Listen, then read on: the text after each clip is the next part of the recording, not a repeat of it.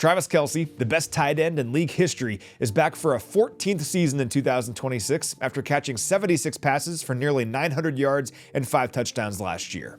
Kelce now has at least 800 receiving yards in 12 consecutive seasons. That's tied with Jerry Rice for the longest streak in NFL history, and he'll have a chance to break that record this year.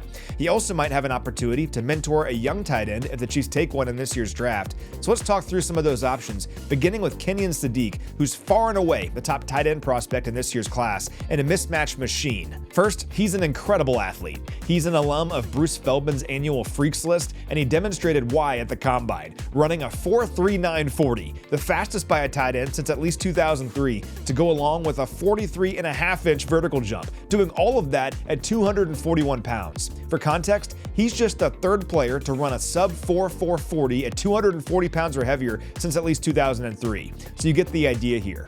He turned that athleticism into production during his lone season as a starter at Oregon, too. Sadiq caught 51 passes for just under 600 yards while leading all FBS tight ends with 8 touchdown grabs. He also caught 13 passes of at least 20 yards last year, ranking second among all FBS tight ends. It's all to say that it's fun to imagine what Coach Reid could do with Sadiq's unique and varied skill set.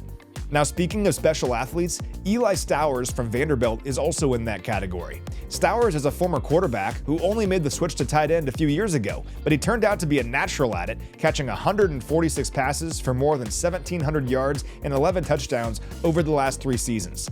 Stowers posted a drop rate of just 3.9% during that time, an impressive number considering how new he is to the position, and he couldn't have closed out his collegiate career on a better note, leading all FBS tight ends in receiving yards and winning the John Mackey Award as the top tight end in all of college football.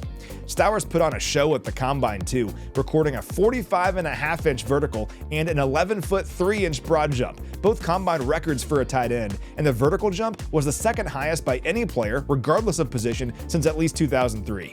Another guy to know is Max Clare from Ohio State. Now, Clare put together a breakout season with Purdue in 2024, catching 51 passes for just under 700 yards and 4 touchdowns before transferring to Columbus ahead of last season, where he went on to catch 43 passes for 450 yards and 2 scores. He has the physical profile reminiscent of Isaiah Likely when he was coming out of school back in 2022, and while his numbers dipped on Ohio State's offense due to their multitude of weapons, his skill set should translate to the NFL. For example, Dane Brugler from The Athletic compared his potential usage to how the Bills utilized Dalton Kincaid.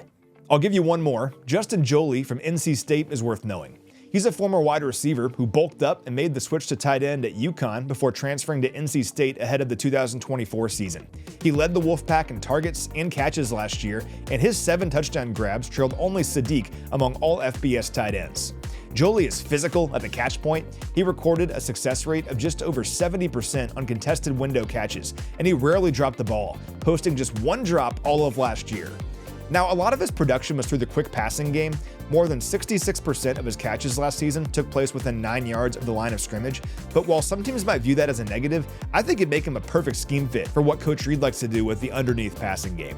So we'll see if the Chiefs decide to add a tight end from this year's class. The tight end position has changed so much over the last decade or so, and the influx of incredible athletes choosing to play tight end reflects that.